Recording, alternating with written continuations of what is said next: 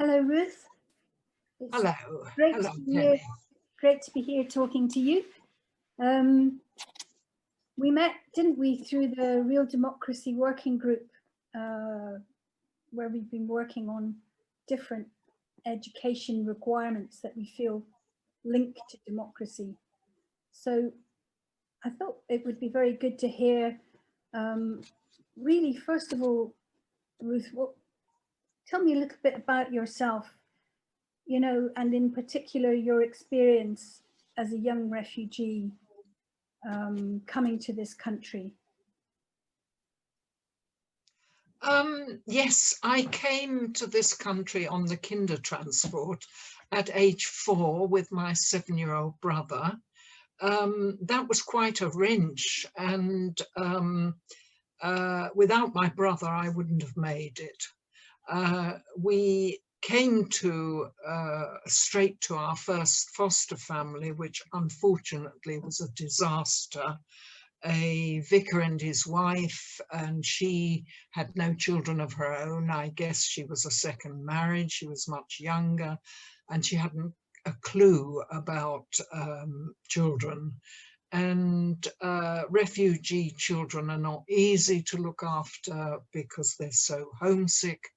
They don't understand a word until they've learnt the language.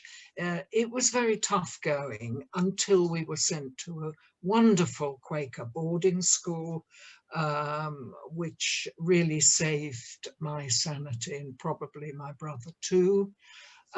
We went to 2 further foster families that were very good. And although it was tough going, I had just about enough of the right sort of help at the right time to be able to come through.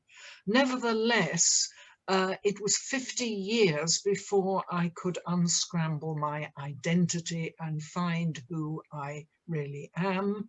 Not until one of the kinder transportees decided to hold a 50th anniversary of our coming over, which was the first time I realized anybody came over other than my brother and I. There were actually 10,000 of us. So that is my background. I was a teacher for 19 years before I left. I would have been burnt out with the stress and retrained to be a psychotherapist, which I did for about 30 years until I started talking in schools, Holocaust education. And I realized how important that was and gradually reduced my practice and retired to do this full-time. And I'm still full-time available for Holocaust education and the ideas that arise out of it. It's an amazing, amazing story, and makes one think of so many, you know, different aspects, not least about, you know, children who are going through similar experiences today across the world. Of course, I point that out whenever I talk about my experience. It's very relevant today. At that time, the psychology of child development was not available to the general public, whereas it is now. We know only too well attachment and separation, how important they are. At that time, it was not known. It was thought that if you put a roof over their heads, give them warm clothing and enough adequate food, what else could a child want? Mm. Well, wants and needs are different. A child needs a lot more than that. Yeah. Yeah. So with this background of your own personal experiences and then teaching and then psychotherapy, now you're helping us with the development of courses for the Real Democracy movement. And in particular, we've been working on the idea of teaching critical thinking.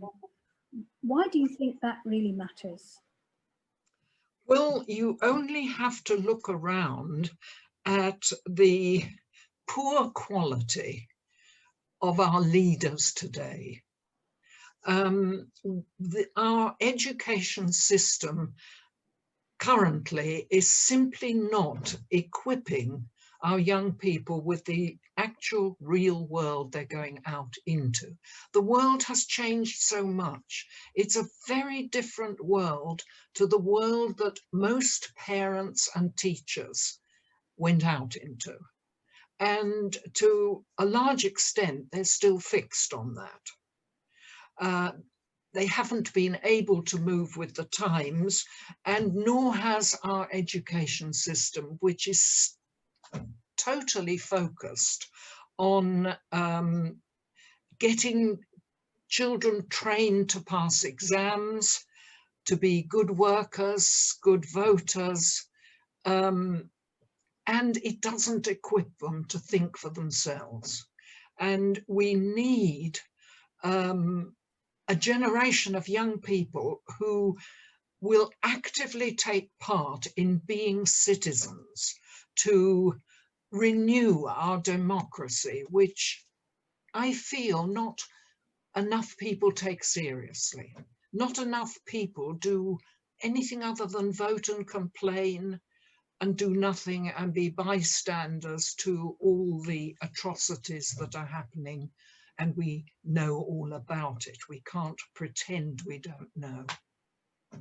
So I see the whole of our education system as failing to equip young people with skills like critical thinking, listening skills, discerning truth from falseness, a whole set of skills which I consider as real teaching as compared to training for exams. And with the exam league tables, exams have taken over. They've created enormous tension for both students and teachers and taken up so much time that only a few of the better teachers manage to find time for the sort of skills that we really, really need. I think, you know, that really does raise some really crucial questions. If there had been a greater degree of education, critical thinking, and engagement with the idea of democracy and the idea of recreating democracy, perhaps things that the many millions of people in Germany who did actually try to halt the rise of Hitler might have been better equipped to succeed. I think that is undoubtedly true, but massive denial had set in. Denial of the forerunner of the Holocaust, which is still largely denied today. It is not largely included in the narrative that we teach. And this is another specific failure of our current education system. We teach very much truncated and redacted histories in many subjects. And the toxicity continues while something is wiped out, denied, avoided, until it is brought to light. And we know recently how the injustice to non-white people has really come to the fore and been exposed in the time of COVID particularly, and we really have to face it. We really have to face that there was a forerunner to the Holocaust, which Raphael Lemkin was so appalled by that he actually created the term genocide in relation to the Armenian genocide. And that has been distorted to put it in the narrative that genocide only applies to the Holocaust and subsequent genocides because the word was not there. Well, it actually was there before what we call the Holocaust with a capital H, but it was denied, and that needs to be brought back, just as the avoidance and denial of the slave trade has to be brought back, the opium wars with China, and lots of other atrocities in our history, in our world history. Yeah. And that is what we need to equip young people with the skills to find out for themselves, to be curious. Children are born with insatiable curiosity until it's crushed. Don't ask so many questions. Not now, Johnny. How many times have you heard that? So given the failings of the education system, and also the what our political situation in Britain today has produced, a conservative government which is incapable of dealing with the pandemic in any kind of honest or transparent way, who don't care about children, and so on and so forth. And we are now in this situation. What would you say to a young person who wants to be part of something, to try and make a difference? Where could they start? I mean, even including exploring these histories that you speak about. Whenever I talk with a group of young people in schools, and actually with adults as well, I put it to them, why do we annually commemorate the Holocaust and, of course, other atrocities without actually committing, individually committing, writing in our diary, writing in a book somewhere, making a concrete commitment to do a little small something? Hundreds of thousands of millions of individual small somethings will get change going. And there are activist groups, if you search online. A recent activist group that I'm supporting is called Yet Again. It is tackling modern atrocities, genocide, of course, being a major modern atrocity that has not ended with the Holocaust. Once a year, we vow never again, but it's actually been again and again. And this organization, Yet Again, which has a website that can easily be located, is offering a lot of descriptions and ideas.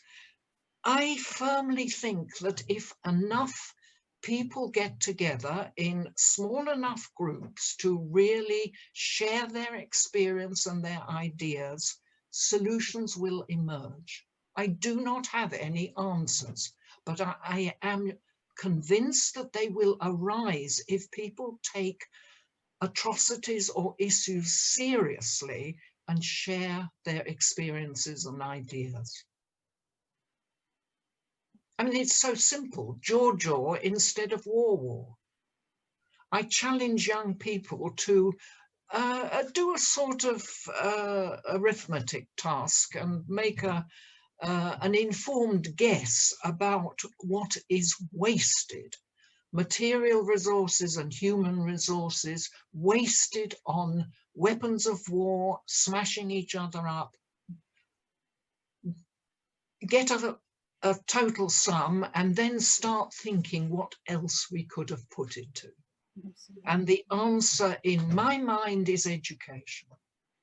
If we had good education in skills, not for exams, but in self-determination, critical thinking, skills for every child in the world, imagine the change.